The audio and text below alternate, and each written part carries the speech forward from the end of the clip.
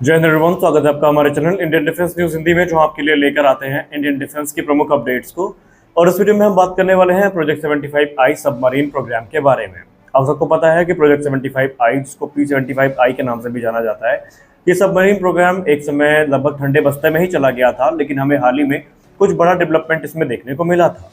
लेकिन कल केंद्र सरकार की तरफ से इसको लेकर एक बड़ी मंजूरी दी है, जहां पर रक्षा मंत्रालय और MDL को अब ग्रीन सिग्नल मिल चुका है कि अब आप इस प्रोग्राम के लिए जो निगोशिएशन है वो शुरू कर सकते हैं। और यहाँ पर जर्मनी की जो थाइजन है, इसके साथ मिल करके अब इस सबमरीन प्रोग्राम को आगे बढ़ाया जा रहा है। तो इस वीडियो में हम बात करेंगे प्रोजेक्ट 75I सबमरीन्स के बारे में, इनकी क्या खासियत है, क्यों भारतीय नौसेना इनको इतना पसंद करती है, कौन कौन सी नई चीजें इसमें हमें देखने को मिलेंगी, क्या ये वाकई भारतीय नौसेना के लिए एक अपग्रेड होगी, और प्रोजेक्ट 75I का महत्व क्यों है, और क्यों भारतीय नौसेना जल्द से जल्द इनको चाहती है, इसको भी हम डिस्कस करेंगे। तो इस वीडियो में प्रोजेक्ट 75I को लेकर आपको बहुत कुछ जानने को मिलेगा, तो बने रहिए वीडियो के अंत तक। तकरीबन 6 महीने तक ठंडे बस्ते में रहने के बाद फाइनली भारत सरकार ने रक्षा मंत्रालय और मझगांव डॉकयार्ड लिमिटेड को मंजूरी दे दी है कि आप प्रोजेक्ट 75I के अंतर्गत जो 6 सबमरीन जर्मन सपोर्ट से भारत में बनाई जानी है, इसको लेकर नेगोशिएशंस को शुरू कर सकते हैं। रक्षा मंत्रालय ने MDL को इस प्रोग्राम के लिए सिलेक्ट किया था, जहां पर 6 की संख्या में जो सबमरीन है वो एयर इंडिपेंडेंट प्रोपल्शन सिस्टम के साथ भारत में ही बनाई जानी है, जहां पर हमें जर्मन थाइजनक्रफ्ट मरीन सिस्टम के साथ जो पार्टनरशिप है वो भी देखने को मिलेगी। और इनको बाकायदा जनवरी में एज अ पार्टनर अनाउंस भी किया गया था। और मीडिया सोर्सेज से बात करते हुए डिफेंस ऑफिशियल ने कहा कि भारत सरकार ने एक लंबी मीटिंग के बाद यह निर्णय लिया है कि अब यही सही समय है इस नेगोशिएशन को शुरू करने का, और ये जो प्रोसेस है ये इस महीने के अंत तक शुरू कर दिया जाएगा। यानी नेगोशिएशन प्रोसेस इसी महीने के अंत तक शुरू होने की पूरी उम्मीद है। सेंटर ने एक लंबा यहाँ पर समय लिया है इस डिसीजन को लेने के लिए, जहाँ पर हाई लेवल की जो मीटिंग है वो आयोजित करी गई थी, जहां पर भारत के डिफेंस और नेशनल सिक्योरिटी फंक्शनरीज के जो टॉप ऑफिशियल्स थे इस मीटिंग का हिस्सा थे, जहां पर उन्होंने इसके रोड मैप और फ्यूचर को डिस्कस किया और उसके बाद यह निर्णय लिया गया है। रक्षा मंत्रालय और भारतीय नौसेना ये एक्सपेक्ट कर रही हैं कि अगले 6 महीने में जो निगोशिएशन है वो पूरे हो जाएंगे और उसके बाद इन्हें जो फाइनल अप्रूवल है इसके लिए सामने रखा जाएगा।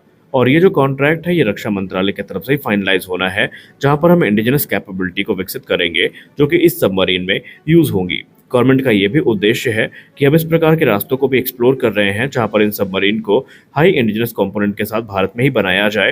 हालांकि भारत में ही बननी है, लेकिन इसमें इंडिजिनस कंटेंट को ज़्यादा प्राथमिकता दी जा रही है।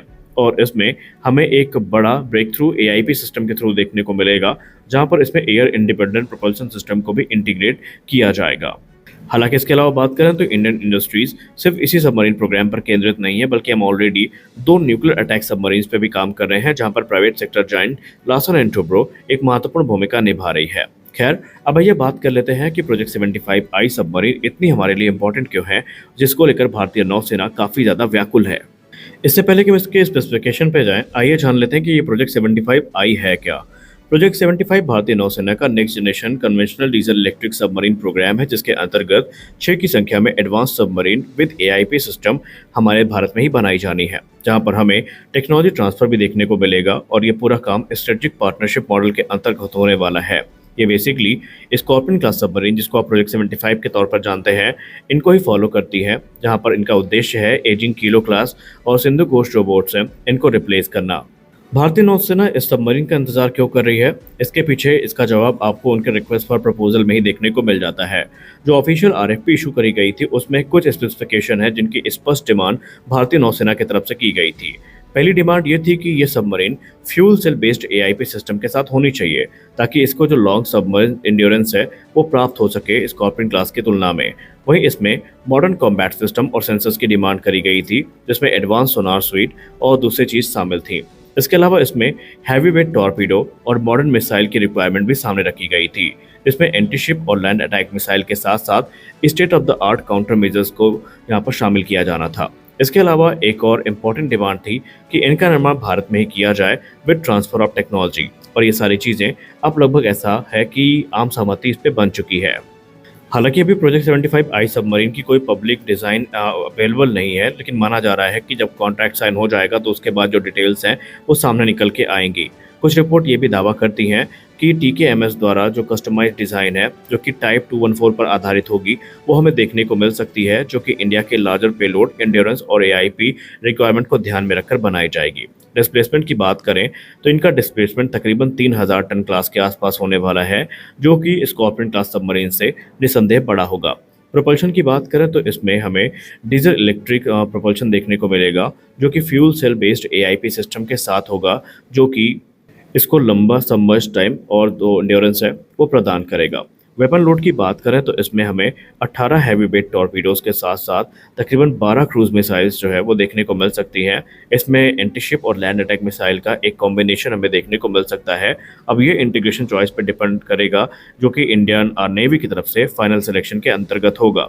इसके अलावा इसमें जो लॉन्च मेथड है, चाहे वो टॉर्पीडो ट्यूब हो या फिर वर्टिकल लॉन्च सिस्टम हो, या आगे चल के जो डिज़ाइन चूज़ करी जाएगी उसके आधार पर ही सेलेक्ट किए जाएंगे। इसमें कॉम्बैट सिस्टम और सेंसर्स की बात करें तो इसमें एक नेक्स्ट जनरेशन का CMS देखने को मिलेगा, जो पैनोरामिक ऑप्ट्रॉनिक के साथ होगा।